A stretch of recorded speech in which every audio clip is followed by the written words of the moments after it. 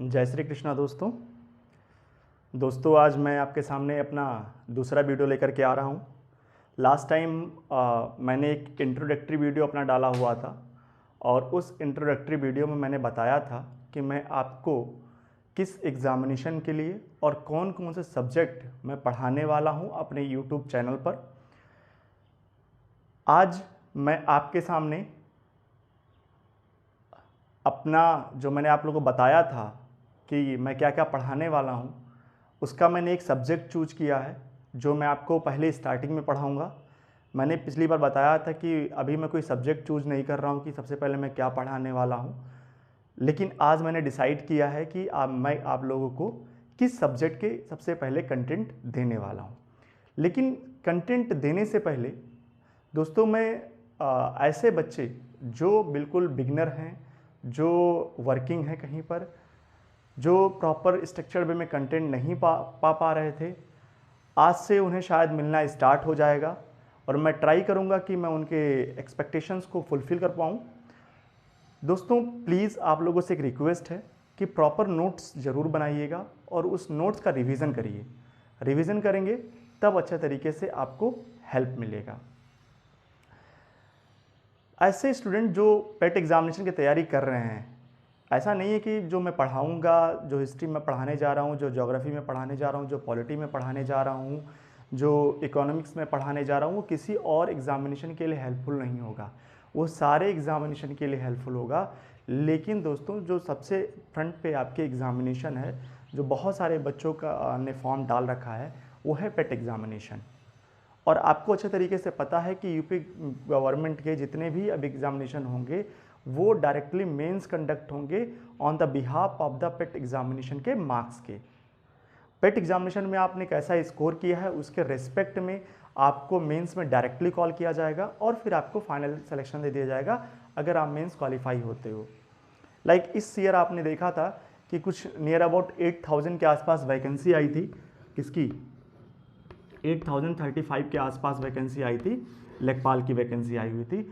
और इस लेखपाल के वैकेंसी में डायरेक्टली मेंस के लिए उन्होंने बुला लिया था और वो मेंस का जो उन्होंने क्राइटेरिया सेलेक्ट किया था, उन्होंने कहा था कि ऐसे बच्चे जिन्होंने पेट में 62 पॉइंट समथिंग मार्क्स जो गेन किए थे, उन बच्चों को क्या किया था, उन्होंने डायरेक्टली मेंस में बुला लिया था। तो दोस्तों आप अच्छे तरीके से समझ सकते हो कि कितना ज़्यादा इम्पॉर्टेंट है आप लोगों के लिए पेट के एग्जामिनेशंस।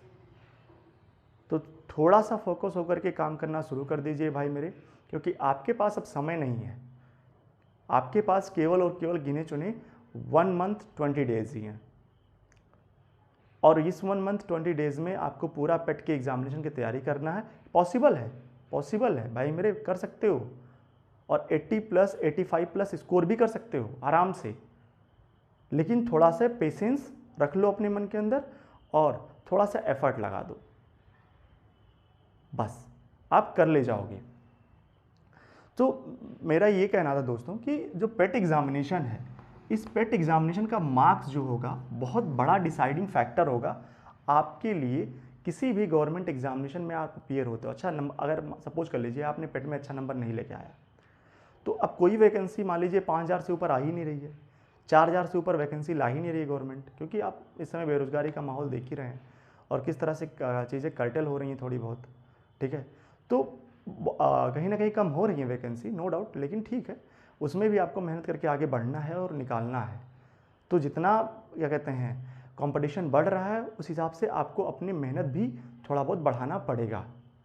अब ये सोच लो लास्ट ईयर क्या था, 8000 वैकेंसी के लिए 62 पॉइंट, जो भी 7 पॉइंट, जैसे 7.5 के आसपास जो भी मार्किंग थी, इससे अबव के बच्चों को उन्होंने बुलाया था कि जो बच्चे पेट में 62.75 के प्लस मार्क उन्होंने मार्क्स पाए हैं, उन बच्चों को अपियर किया था उन्होंने किसे, लेखपाल के मेंस एग्जामिनेशन में। तो ये ज़रूरी थोड़ी ना कि इस बार भी अगर 5000 वीडियो की वैकेंसी आती है, 4000 प्लस वीडियो की वैकेंसी आती है, जो कहा गया है शायद आ भी जाए, लोअर पीसेस की 600 प्लस वैकेंसी आती है, तो फिर से 62 वालों को बुला लिया जाएगा। ये तो पॉसिबल ही नहीं है। अगर इस 600 प्लस वाले वैकेंसी में आपको मेंस में अपियर होना है, तो पेट में भाई मेरे कम से कम आपको 80 के राउंड ऑफ में क्या करना पड़ेगा, स्कोर करना पड़ेगा। और 80 अगर स्कोर आप नहीं करते तो सच में बता रहा हूं कि आप बहुत सारे एग्जामिनेशन से कहीं ना कहीं वंचित रह जाओगे। सो प्लीज़ सीरियसली अभी से ही आप अपना एक एम बना लीजिए कि मुझे 85 प्लस स्कोर करना है। और इस 85 प्लस स्कोर करने में बहुत बड़ा फैक्टर है जो बहुत बड़ा रोल प्ले करता है, वो है जीके। क्योंकि भाई मेरे अकेले जीके या जीएस जिसे हम कहते हैं, जनरल स्टडीज़ कहते हैं, जीके और जीएस मिलाकर के अकेले 35 क्वेश्चन आपका आने वाला है। 35 क्वेश्चन आपका आने वाला है। और 35 भी कहना गलत होगा भाई, 10 मार्क्स करंट अफेयर भी ऐड कर लो, टोटल 45 क्वेश्चन। 45 क्वेश्चन आपके अकेले जीके और जीएस से आने वाले हैं। कितना बड़ा, और प्लस करंट अफेयर में ऐड कर दे रहा हूँ, कितना बड़ा पोर्शन है आपके पेट एग्जामिनेशन के लिए जीके, जीएस और प्लस करंट अफेयर। क्योंकि अगर आपको 85 लाना है, स्कोर करना है, 80 प्लस स्कोर करना है, तो आपको एटलीस्ट इस 45 मार्क्स में से एटलीस्ट आपको 40 मार्क्स के आसपास अराउंड आप में लेके आना ही होगा।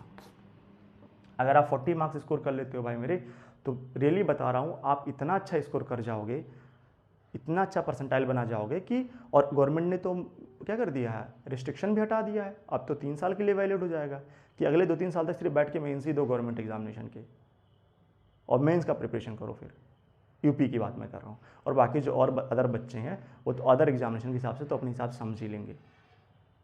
तो भाई मेरे जो पेट एग्जामिनेशन की तैयारी करने के लिए आप हमसे जुड़े हो, सो प्लीज़ जाइए, परचेज करिए नोट्स, और प्रॉपरली नोट्स बनाना शुरू कर दीजिएगा जब से मैं कंटेंट देना शुरू कर दूंगा। और शायद मुझे लगता है अगले 5-7 मिनट में आपको कंटेंट मिलना शुरू हो जाएगा।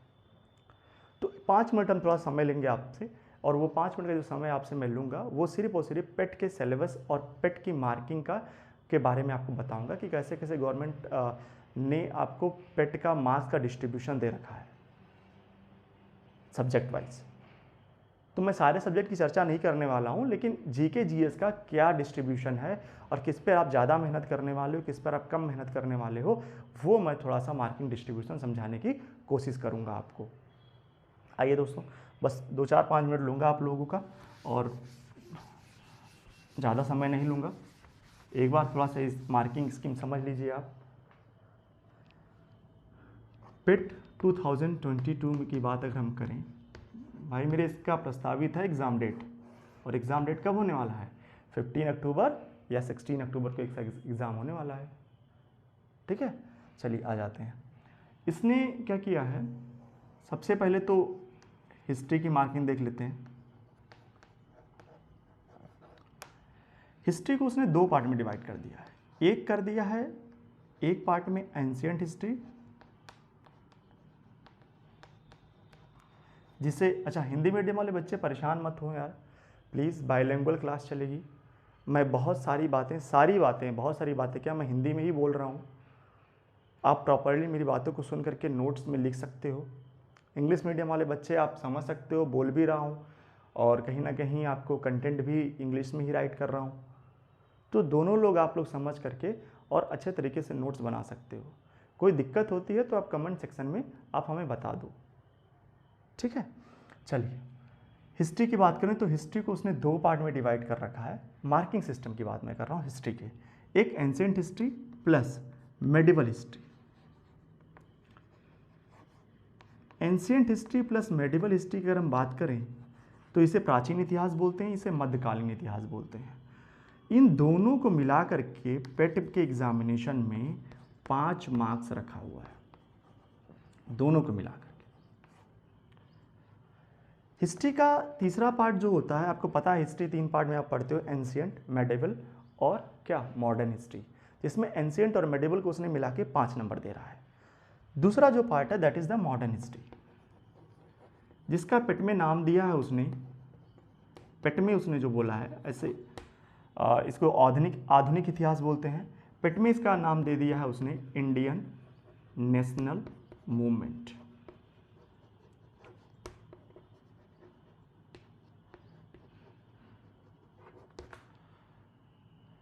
इसकी जो मार्किंग है वो भी कितने मार्क्स की है, 5 मार्क्स की। तो आप खुद देख सकते हो कि अकेले 5 नंबर किसका आने वाला है, मॉडर्न हिस्ट्री का आने वाला है।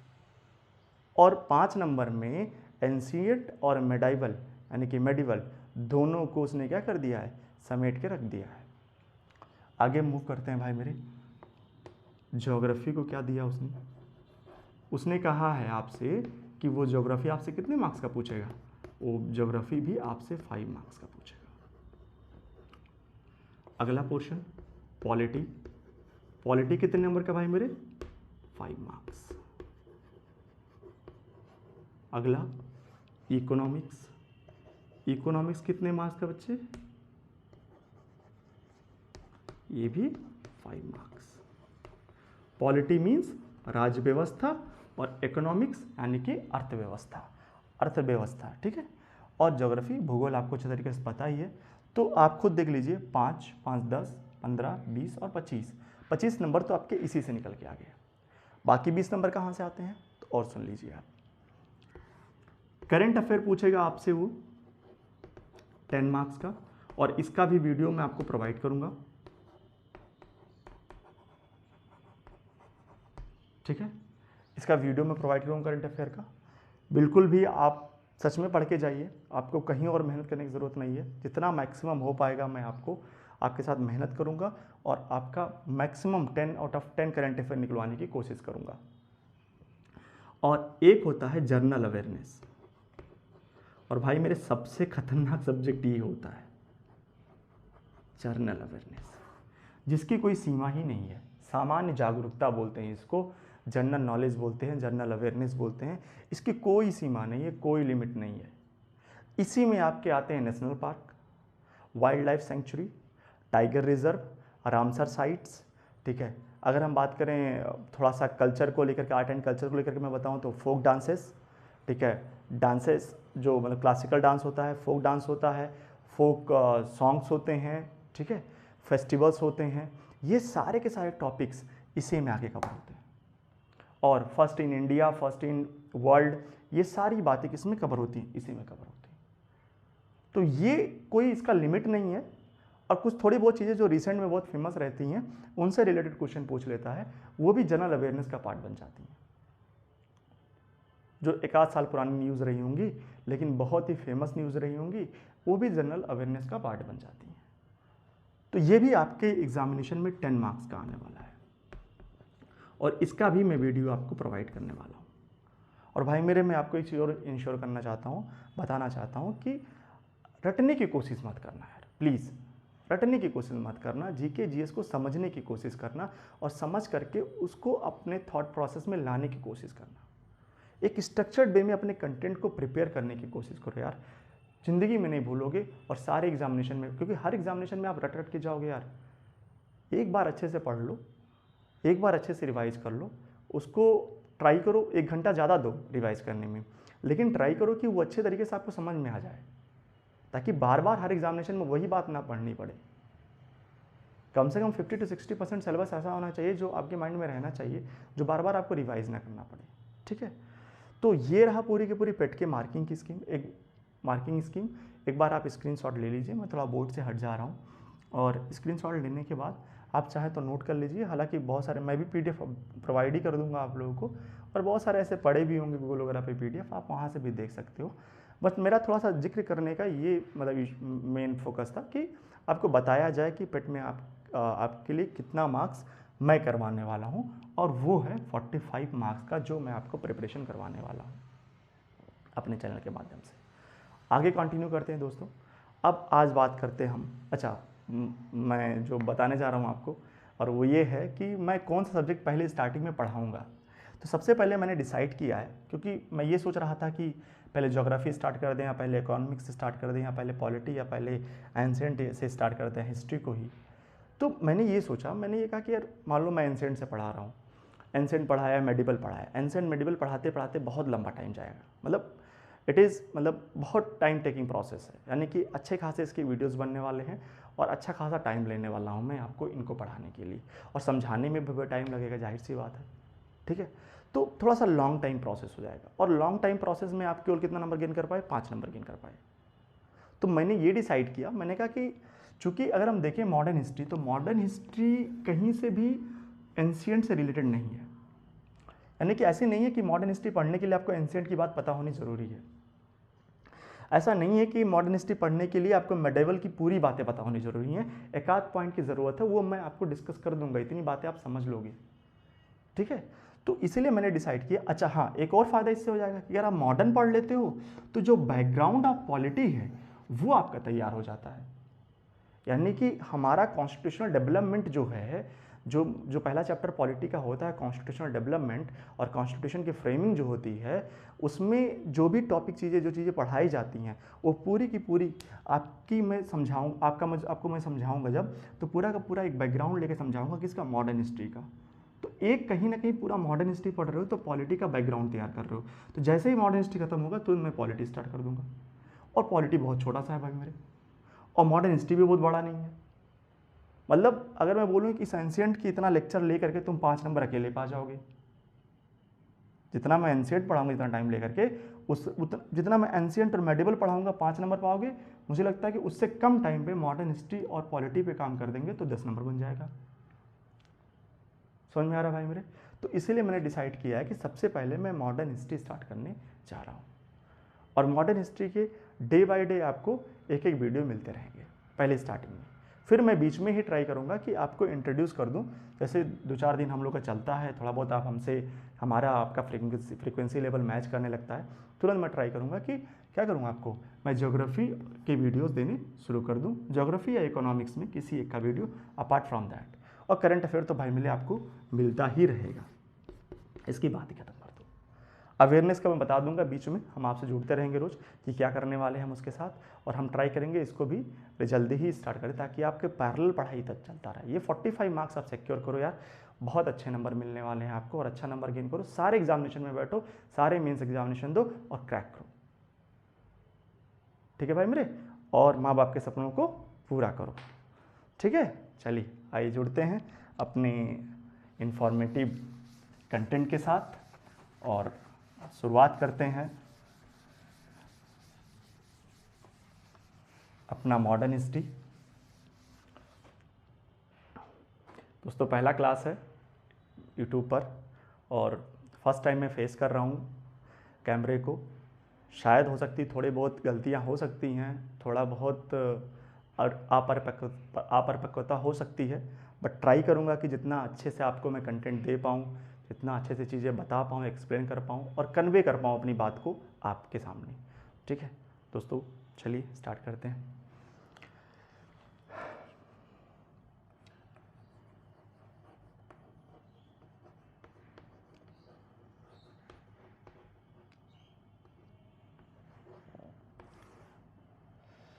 आधुनिक इतिहास।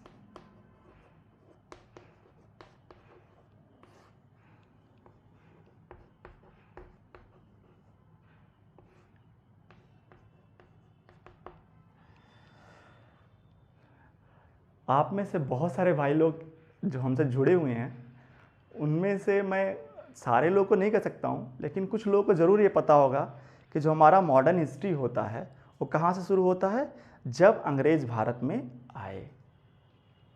ये सबसे बड़ी गलत फहमी में अभी तक जी रहे हैं कि हमारा आधुनिक इतिहास, हमारा मॉडर्न हिस्ट्री तब से हम कैलकुलेट करते हैं जब अंग्रेज भारत में आए।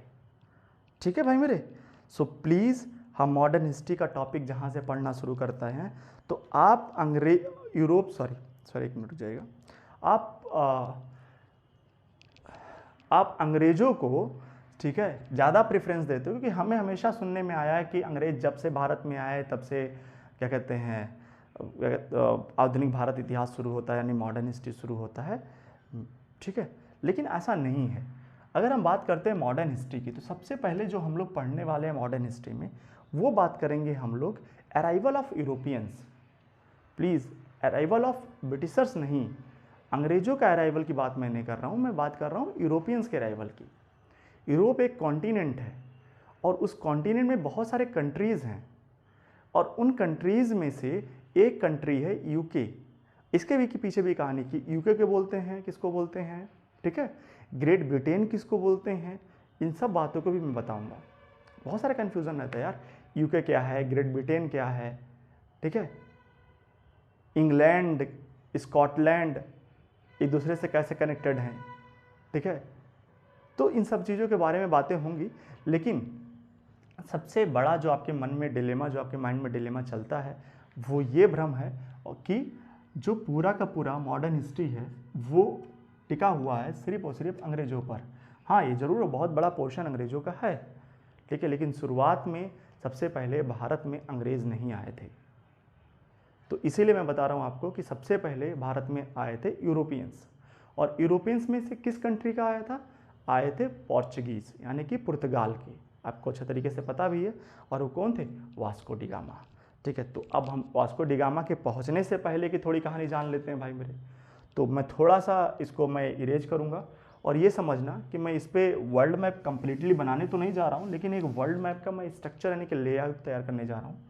आप ध्यान से अगर वर्ल्ड मैप को देखेंगे तो आपको वर्ल्ड मैप के इस साइड में, वर्ल्ड मैप जो होता है, वर्ल्ड मैप के इस साइड में आपको एक कॉन्टिनेंट मिलेगा, ठीक है। मैं कॉन्टिनेंट का स्ट्रक्चर वगैरह बनाने नहीं जा रहा हूँ भाई मेरे। ये है नॉर्थ अमेरिका, यानी कि इसे बोलते हैं उत्तरी अमेरिका। अब बात समझिएगा मेरी बात को। चलिए, सॉरी,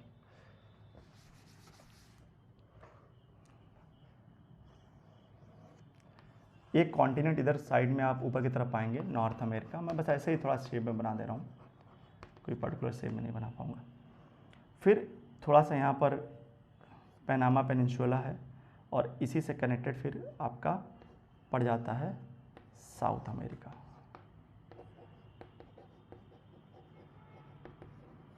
ठीक है। और बीच में यस शेप बनाती हुई एक ओशियन है, that is the Atlantic ocean. अब समझिएगा, इस तरफ है पूरा का पूरा एक कॉन्टिनेंट अपने आप में, और वो कॉन्टिनेंट है यूरोप और एशिया मिला करके यूरेशिया, और इसी में छोटा सा नीचे लटका हुआ है वो है हमारा प्यारा भारत। ऊपर की तरफ थोड़ा सा और जाओगे, चलो बना ही देता हूँ, इधर कहोगे सर कुछ बनाए ही नहीं।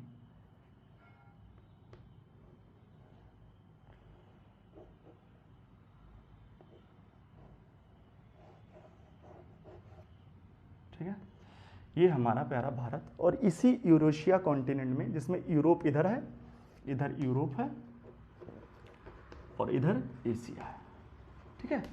तो यूरेशिया कॉन्टिनेंट है ये जो आपका इधर की तरफ है। फिर अगर आप थोड़ा सा इधर आओगे तो यहाँ पर आप देखोगे आपको एक कॉन्टिनेंट और मिलेगा, दैट इज़ अफ्रीका। अरे दिल नहीं है भाई मेरे, तुम लोग तो अभी कमेंट करने लगोगे सर, ठीक है। ये अफ्रीका है, ठीक है। ये यूरोप, ये एशिया, ये अफ्रीका, ये नॉर्थ अमेरिका, एक साउथ अमेरिका, और बीच में जो ये ओशियन है, ठीक है, ये अटलांटिक ओशियन है, ये अटलांटिक ओशियन है। और इधर जो ओशियन है that is the Pacific ocean, और इधर भी जो ओशियन होगा ये भी पैसिफिक ओशियन होगा, और यहाँ पर ऑस्ट्रेलिया है, और ये बीच में जो ओशियन है that is the Indian ocean. ये देखो थोड़ी एम शेप बनाती हुई ओशियन बन रही है, दैट इज़ इंडियन ओशियन। ये थोड़ी एस शेप बनाती हुई ओशियन है, that is the Pacific ocean.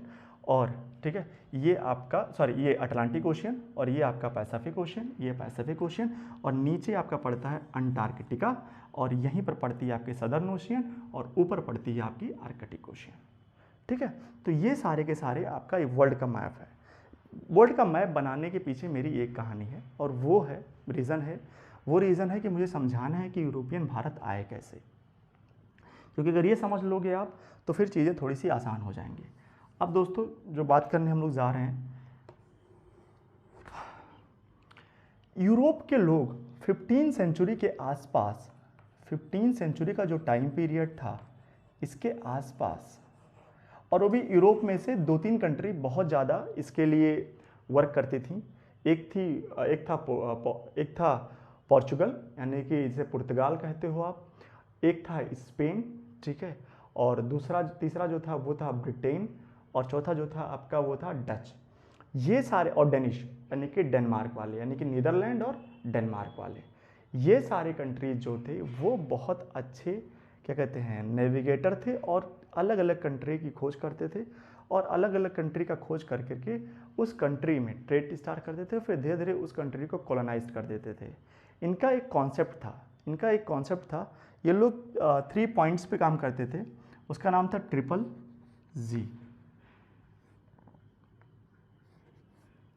Triple जी का मतलब होता था G for God, G for gold और जी फॉर ग्लोरी। यानी कि गॉड, गोल्ड और ग्लोरी पे काम करते थे ये।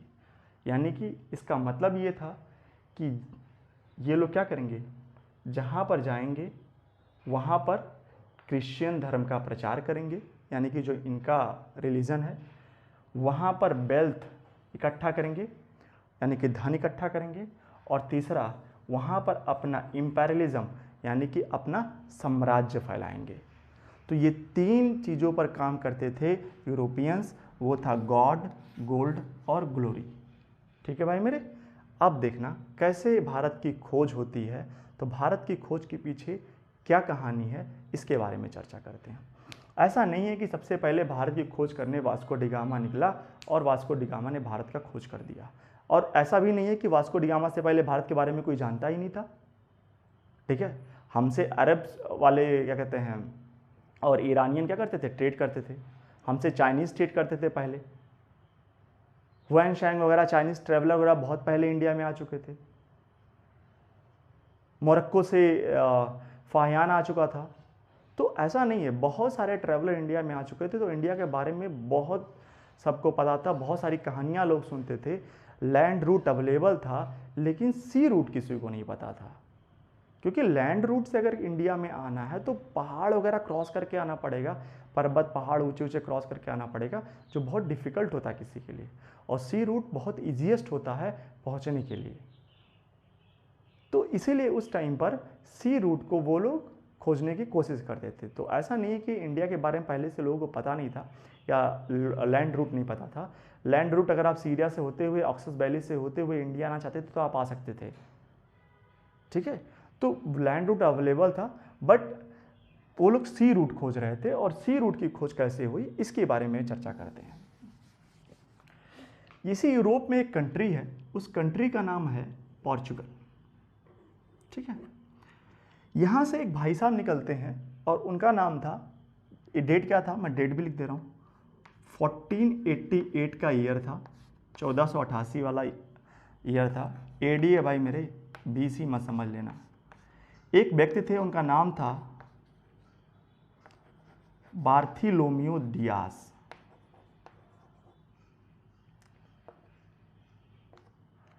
बार्थिलोमियो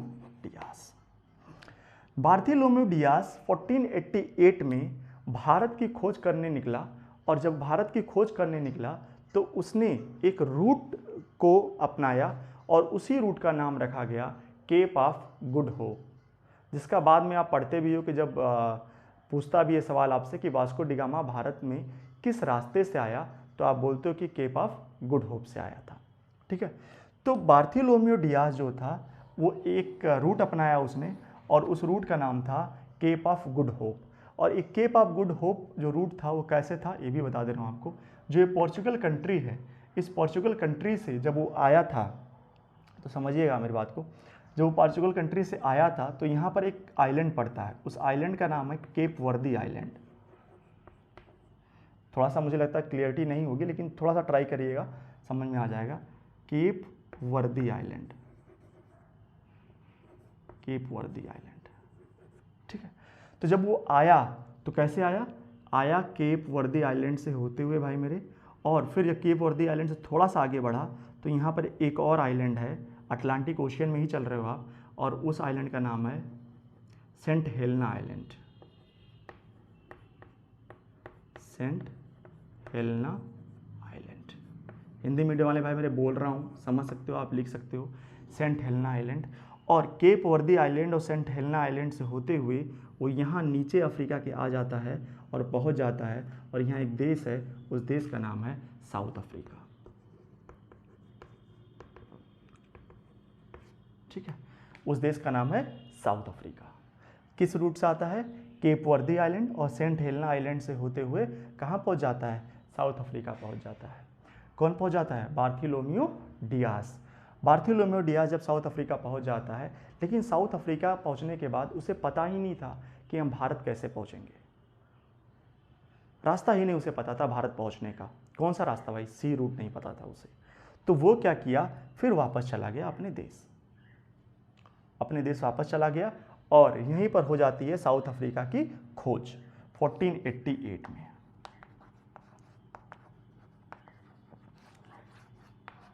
ठीक है, अब उसके बाद दूसरे नंबर पे आते हैं, ठीक है, हमारे भाई साहब कौन, वास्को डिगामा। वास्को डिगामा क्या करते हैं, वास्को डिगामा 1498 में, सॉरी नोट कर ली होगी, ठीक है, नोट कर लीजिएगा थोड़ा सा पीछे करके।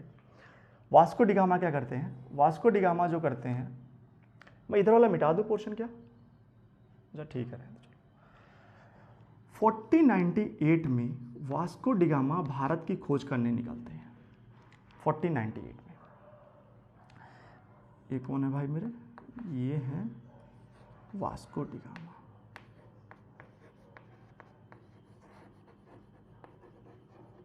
वास्को डिगामा ये क्या थे, पोर्चुगीज थे, यानी कि पुर्तगाली थे, पोर्चुगीज यानी कि पुर्तगाली थे। वास्को डिगामा भारत की खोज करने 1498 में निकलता है और वो वही रूट अपनाता है जो बार्थोलोम्यू डियास ने अपनाया था, और वो केप वर्दी आइलैंड से होते हुए सेंट हेलेना आइलैंड से होते हुए साउथ अफ्रीका पहुंच जाता है। अच्छा, ये सवाल पूछता है कि वास्को डिगामा जब आ रहा था, क्या कहते हैं, भारत आ रहा था, तो किस आइलैंड से होकर के आया था, तो उसमें ऑप्शन दे देता सेंट हेलेना आइलैंड, और जाने का रूट उसने दूसरा कर दिया था, इसीलिए इसमें सवाल बन जाता है कभी कभी। तो क्या होता है, वास्को डिगामा केप वर्दी आइलैंड सेंट हेलेना आइलैंड से होते हुए कहाँ पहुँचता है, अफ्रीका पहुँचता है। इवन वास्को डिगामा को भी नहीं पता था कि मैं अफ्रीका से कैसे भारत जाएं, लेकिन कहते हैं ना डेस्टिनी क्या ना करवा दे। वास्को डिगामा की मुलाकात वहाँ पर एक भारतीय से होती है, और वो भारतीय गुजराती था। उस भारतीय का नाम था इब्न मजीद। कौन था भाई मेरे, इब्न मजीद।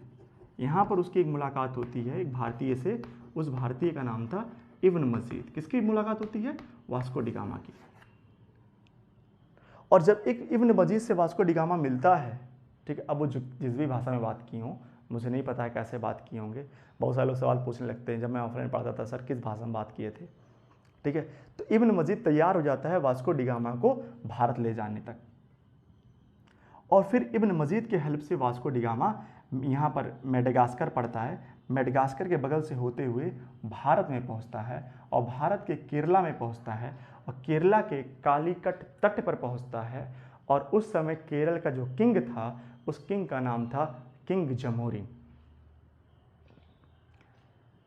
ठीक है भाई मेरे, तो फिर से मैं एक बार बोल रहा हूँ कि वास्को डिगामा अफ्रीका से मेडागास्कर होते हुए, मेडागास्कर यहाँ पर एक आइलैंड है जो इंडियन ओशन में पड़ता है, और इस आइलैंड से होते हुए क्या करता है, वो भारत पहुँचता है, और भारत के केरल में पहुँचता है, और भारत के केरल के कहाँ पहुँचता है, कालीकट तट पर पहुँचता है। और उस समय वहाँ का किंग कौन था, किंग जमोरिन था। तो भाई मेरे वास्को डिगामा कहाँ पहले पहुँचता है, कालीकट कोस्ट पर पहुँचता है, यानी कालीकट तट पर पहुँचता है। और कहाँ पर ये, केरला में एक जगह है कोझिकोडे, उसमें कालीकट पड़ता है, ठीक है। फिर उसके बाद उस समय का किंग का नाम क्या था, किंग जमोरिन था, और जिस सी रूट को उसने अपनाया था, उस सी रूट का क्या नाम था, केप ऑफ गुड होप। ठीक है भाई मेरे, और आपको अच्छे तरीके से पता है, मैंने बताया भी कि किस रास्ते से आया था, पोर्चुगल से निकला, केप वर्दी आइलैंड अटलांटिक ओशन में पड़ता है, और केप वर्दी आइलैंड से होते हुए सेंट हेलेना आइलैंड, और फिर साउथ अफ्रीका, फिर साउथ अफ्रीका से मेडागास्कर होते हुए कहाँ पहुँच गया, कालीकट पहुँच गया भारत। और उसमें वहाँ का किंग कौन था, किंग जमोरिन था। ठीक है भाई मेरे, थोड़ा सा तो साफ साफ नहीं लिख पा रहा हूँ कि बहुत थोड़ा सा वर्ल्ड फिगर बड़ा बनाना पड़ रहा था, और बनाना पड़ा, तो थोड़ा सा एडजस्ट कर लेना प्लीज़, ठीक है। वो पहुँच जाता है आपका कालीकट तट पर। इस तरह हो जाती है भारत की खोज। वास्को डिगामा 1498 में भारत आया, ठीक है, और भारत की खोज किया उसने, और कहाँ पहुँचा, पहले केरला पहुँचा। वास्को डी गामा जब पहुंचा तो जब ये बात किंग जमोरिन को पता चली कि कोई विदेशी आया है और भारत से व्यापार करना चाहता है और कैलिकट तट पर पहुंचा हुआ है, तो किंग जमोरिन, भाई हम भारतीय हैं, हम तो क्या करते हैं, अतिथि देवो भव वाला कॉन्सेप्ट यूज करते हैं और सभी का स्वागत करते हैं दिल खोल करके। तो किंग जमोरिन भी क्या किया, किंग जमोरिन गाजे बाजे के साथ एकदम बिल्कुल अपनी सेना उना ले करके थम्बा थम्बा करते करते और पहुंच गया कालीकट कोस्ट पे। और जब कालीकट कोस्ट पे पहुंच गया, किसका स्वागत करने के लिए, किसका, भाई मेरे वास्को डी गामा का स्वागत करने के लिए। और जब ये तो स्वागत करने के लिए पहुंच रहे हैं, कौन, किंग जमोरिन साहब, और वास्को डी गामा डरे जा रहे हैं, डरे जा रहे हैं, सैनिकों ने लेके आ रहा है और बंदी बनाएगा और अभी टांग के हमको जेल में डाल देगा। क्योंकि सैनिक वैनिक के साथ जा रहे थे, गाजे बाजे के साथ जा रहे थे, तो उसके मन में, क्योंकि भाई जाहिर सी बात है, आप कहीं अनजान जगह पहुंचोगे तो आपके मन में डर रहेगा ही रहेगा। तो वास्को डी गामा सच में डरा हुआ था और क्या किया, वो बिल्कुल डरा हुआ था।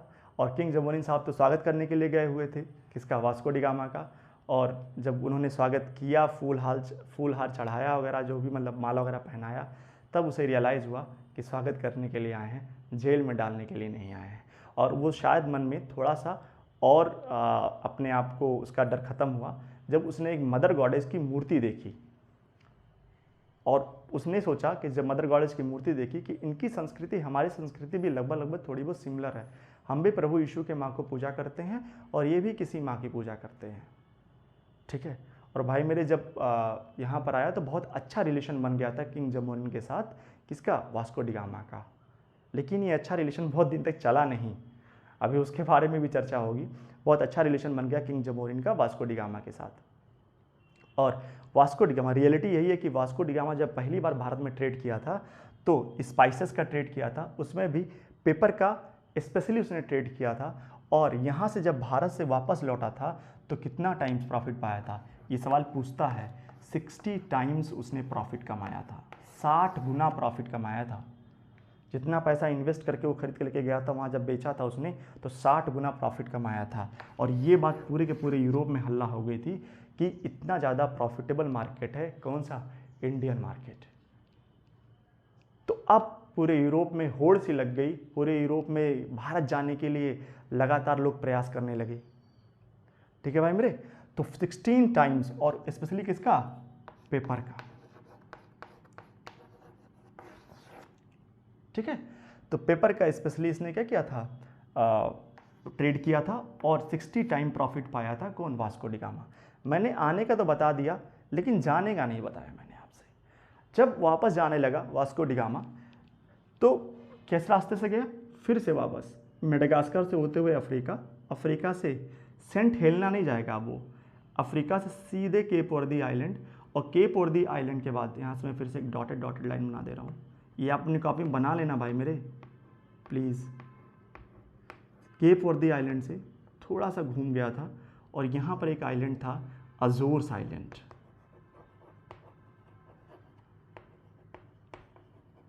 अजोर आइलैंड होते हुए फिर वो पहुंचा था पोर्चुगल। तो आया कैसे, केप वर्दी आइलैंड, सेंट हेलेना आइलैंड और अफ्रीका और मेडागास्कर होते हुए इंडिया के कालीकट में, और गया कैसे, कालीकट, मेडागास्कर, अफ्रीका और फिर केप वर्दी आइलैंड, फिर अजोर आइलैंड और फिर कहाँ पर पहुंच गया, पोर्चुगल पहुंच गया, ठीक है। और कितना टाइम्स प्रॉफिट कमाया था, 60 टाइम प्रॉफिट कमाया था। और किस चीज़ का व्यापार उसने ज़्यादा मोस्टली किया था, पेपर का किया था और 60 टाइम प्रॉफिट पाया था। कब वहाँ से आया था, 1498 में आया था वास्को डी गामा भाई मेरे। और कहाँ का था ये, पुर्तगाल का था, यानी पोर्चुगीज़ था। और कालीकट कोस्ट यानी केरला के कालीकट कोस्ट पे पहले ये उतरा था। और कालीकट कहाँ पर है इस समय केरला का एक डिस्ट्रिक्ट है कोझिकोडे, उसमें पड़ता है ये, ठीक है। किंग जमोरिन उस समय केरला का राजा था। केप ऑफ गुड होप उस रास्ते का नाम था जिस रास्ते से आया हुआ था, कौन, हमारा वास्को डी गामा, ठीक है। चलिए भाई मेरे आते हैं, क्या वास्को डी गामा भारत में एक ही बार आया, नहीं, वास्को डी गामा भारत में 2 बार आया। ये भी सवाल पूछता है कि वास्को डी गामा भारत में दूसरी बार कब आया। तो पहली बार आया था 1498 में और दूसरी बार आया, अब मैं इसको इरेज कर दे रहा हूँ क्योंकि अभी इसका कोई काम नहीं है, बना लीजिएगा एक बार, स्क्रीनशॉट ले लीजिए, जो भी करना है समझना है कर लीजिए। थोड़ा सा खिचड़ी पकाया हूँ लेकिन ठीक है, समझ जाओगे, ठीक है। इतने नॉलेजेबल हो, इतनी बातें बता दी गई हैं उसमें।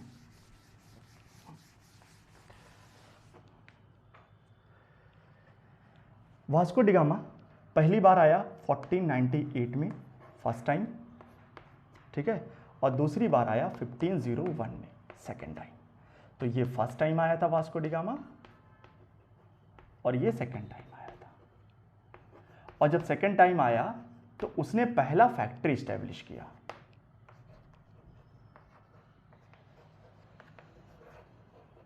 वास्को डी गामा, ठीक है। तो ये थोड़ा सा नोट कर लीजिए, पहली बार आया था 1498 में, 1501 में सेकेंड टाइम आया था और उसने अपना पहला फैक्ट्री स्टैब्लिश किया। अब मैं थोड़ा सा पोर्चुगीज़ के बारे में बताऊंगा, क्योंकि आगे बढ़ने से पहले थोड़ा सा मैं पोर्चुगीज़ के बारे में डिस्कस करना जरूरी समझता हूँ, क्योंकि पोर्चुगीज़ के बारे में थोड़ा सा अगर आप समझेंगे नहीं तो आपका काम नहीं चलने वाला है, ठीक है भाई मेरे। तो पहले थोड़ा पोर्चुगीज़ के बारे में समझ लेते हैं कि कौन कौन पोर्चुगीज़ के लोग आए और पोर्चुगीज़ ने क्या क्या काम इंडिया में किया और कैसे अपना एक्सपांसन किया, इसके बारे में थोड़ा समझ लेते हैं। तब मैं धीरे धीरे करके और आगे मूव करूंगा, क्योंकि इसके बाद डच आएंगे, डच के बाद फिर डेनिश आएंगे, डेनिश के बाद डच के बाद फिर अंग्रेज आएंगे, अंग्रेज के बाद फिर डेनिश आएंगे, यानी कि डेनमार्क वाले आएंगे, और डेनमार्क वालों के बाद फ्रेंच आएंगे। और ये सब यूरोपियंस थे जो भारत में आए और भारत में ट्रेड करने के मकसद से आए थे। लेकिन बाद में इनमें से अंग्रेजों ने क्या कर लिया था, एडमिनिस्ट्रेशन इस्टेब्लिश कर लिया था, और बताऊंगा अभी कैसे अंग्रेजों ने कितनी बुद्धिमानी से अपना एडमिनिस्ट्रेशन इस्टेब्लिश किया था भारत में, ठीक है। लेकिन थोड़ा सा पेशेंस रखिए भाई मेरे। अगर मैं बात करूं फैक्ट्री इस्टेब्लिशमेंट की, अच्छा ये सवाल जरूर पूछता है आपसे कि चलिए अच्छा ठीक है, देखिएगा 1503 में अभी देखिए मैं थोड़ा सा डेट वोट लेकर के चल रहा हूं, अभी केवल मैं ऐसा इंट्रोडक्शन टाइप का दे रहा हूँ पोर्चुगीज़ के बारे में, डच के बारे में। तो बहुत सारे पॉइंट्स ऐसे हैं जो आप शायद एक क्या किसी चैप्टर में नहीं है, लेकिन आप यहाँ इंट्रोडक्शन में इस चीज़ को पा जाओगे, नोट कर लोगे, एग्जाम में भाई छप जाते हैं क्वेश्चन, ठीक है। 1503 में इन्होंने अपना फर्स्ट फैक्ट्री स्टैब्लिश किया था।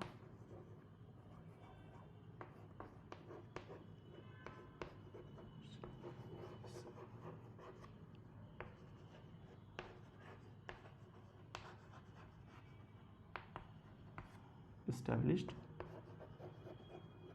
their first factory, ठीक है। 1505 में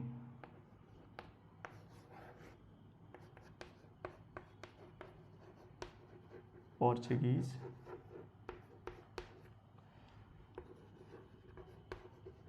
establish their सेकेंड फैक्ट्री,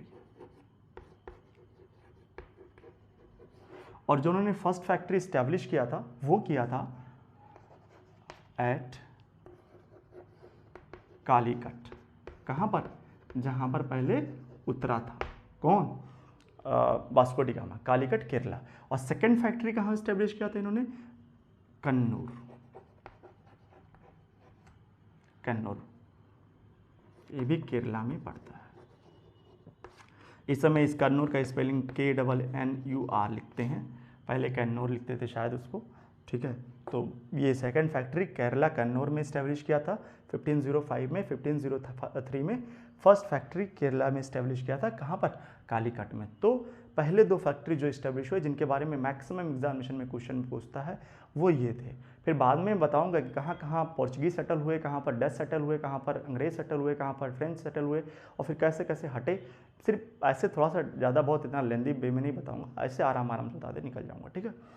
जो आपके एग्जामिनेशन के लिए हेल्पफुल रहेंगे उन्हीं सब बातों को सिर्फ बताऊँगा मैं, ठीक है। तो 1503 में पहला फैक्ट्री स्टैब्लिश, 1505 में सेकंड फैक्ट्री स्टैब्लिश। इनका जो हेडक्वार्टर था भाई मेरे, ये सवाल पूछ लेता कभी कभी, हेडक्वार्टर कहाँ था पोर्चुगीज़ का, हेडक्वार्टर ऑफ पोर्चुगीज़, ठीक है। ये भी इनका हेडक्वार्टर भी क्या था, ये कालीकट में था, ठीक है। इनका हेडक्वार्टर कहाँ पर था, कालीकट में था। ये भी कहाँ पर है, वही केरला भाई मेरे, ठीक है। इनका हेडक्वार्टर कहाँ पर था पोर्चुगीज़ का, कालीकट केरला में था। एक बार स्क्रीनशॉट ले लीजिए, फिर आगे मूव ऑन करते हैं क्या क्या और चीज़ें होती हैं, ठीक है।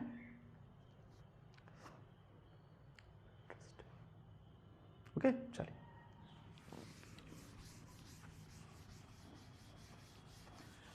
अब बात हो गई कि सबसे पहला व्यक्ति जो भारत में पोर्चुगीज़ का कौन आया था। तो वास्को डी गामा, सब आंसर दे देते हैं, कोई दिक्कत नहीं, सब फिट से आंसर मार के चले आते हैं। पहला फैक्ट्री 1503, सेकेंड फैक्ट्री 1505, पहला फैक्ट्री कालीकट, सेकेंड फैक्ट्री कन्नौर, दोनों केरला में ही है। हेडक्वार्टर कहाँ पर? कालीकट। किसका? पोर्चुगीज़ के बारे में बात हो रही, पुर्तगालों के बारे में बात हो रही भाई मेरे, ठीक है।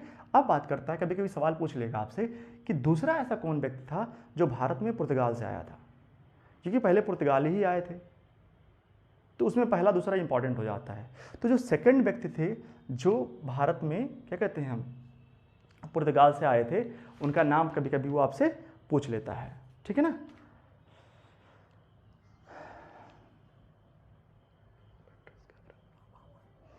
तो सेकंड मैन जो थे, जो दूसरे व्यक्ति थे,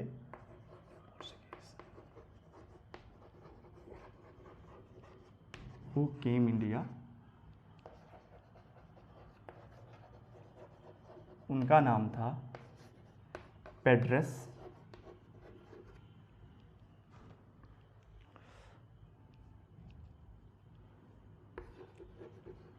कैब्रल। क्या नाम था इनका? पेड्रस कैब्रल थे, जो दूसरे व्यक्ति थे जो भारत में पोर्चुगल से इंडिया आए हुए थे, ठीक है। अब बात करते हैं पहला governor, first governor of Portuguese. ये